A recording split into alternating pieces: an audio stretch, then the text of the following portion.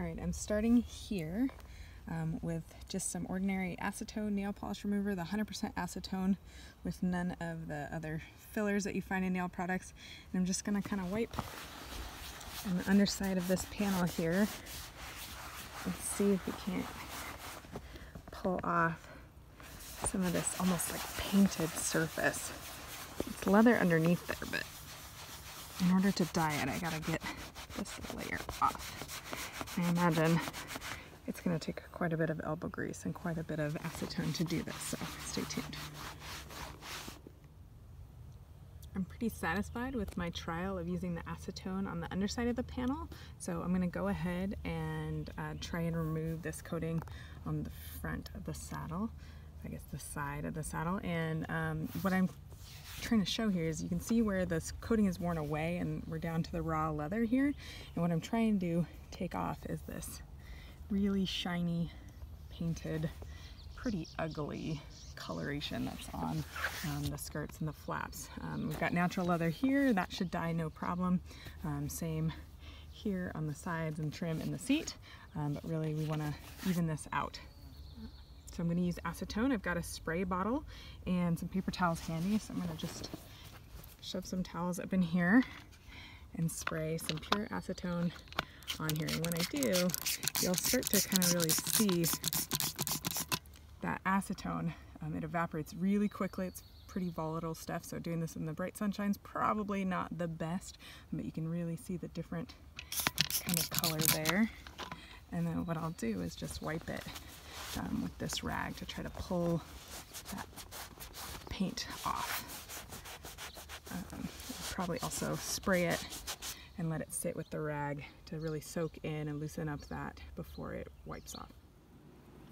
Alright, here you can see the skirt is still not been treated, but the flap has. I went over it with many coats of acetone, and I basically just kind of kept going with these cotton balls until they started to really come clean. And then all I did was just wipe it with some water. I didn't want to put any oils back into it because that might kind of make the dye resist. So I'm just going to leave it as is until I'm ready to dye it. And I'll get working on this panel, and then we'll deglaze the seat and all the other natural leather as well. So everything is ready to just soak up the dye. Here you can see a little bit of the process. I've got about a half soaked cotton ball with acetone on it. You don't want to do too much that it drips. You can see it's really pulling up that paint. I'm going to be really thorough over the stitching because the paint really wants to stick in those little cracks. I'm trying hard not to get it on the actual seat because that part hasn't quite been painted in the same way, so I want to do a really light job of that just so that it absorbs the dye pretty easily. If you can see, kind of use all three sides of that cotton ball to really begin to pull it up, and then eventually it'll kind of stop pulling that off. You can kind of see here the spots that I've missed. Then as it dries pretty rapidly. You can see kind of that white haziness. That'll go away with the final wipe with water. Kind of getting into the final stretch here.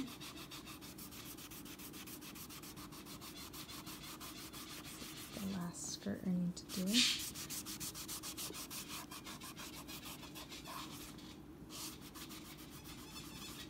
The texture kind of changes when you get into a really thick painted portion. It slips around a lot more until you get down to the leather, and then you get the attraction back a little bit.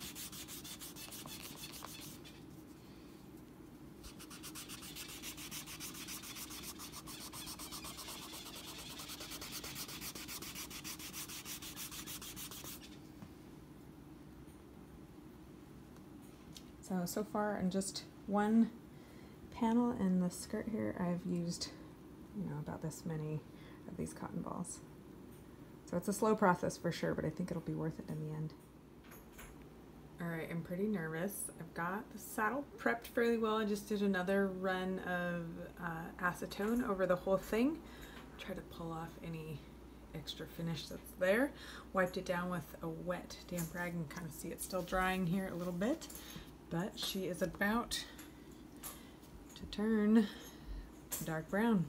Let's hope it works.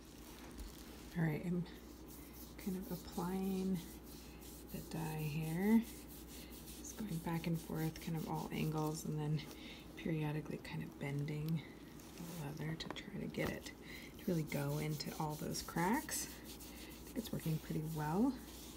This little dauber tool that's provided with the dye does a really good job of really saturating that leather. See, I've already done the bottom portion of it, and it is nice dark brown. And at this point, I'm just trying to kind of get it all even, get it to soak up as much dye as possible, and then I'll wipe what I can off of there.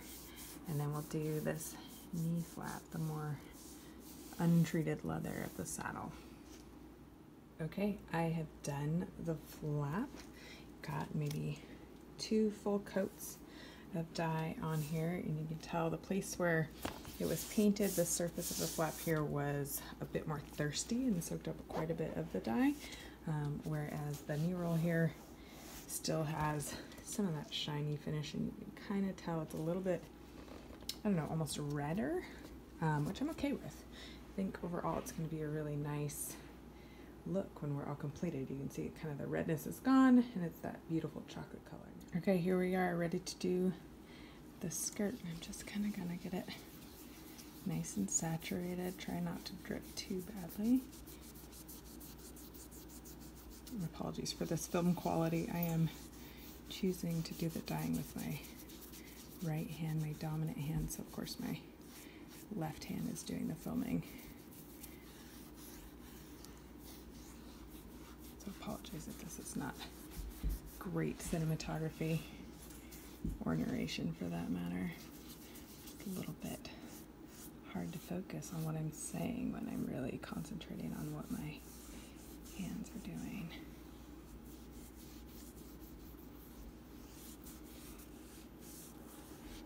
So really just kind of slathering it in. And here we go, we'll go up on the seat.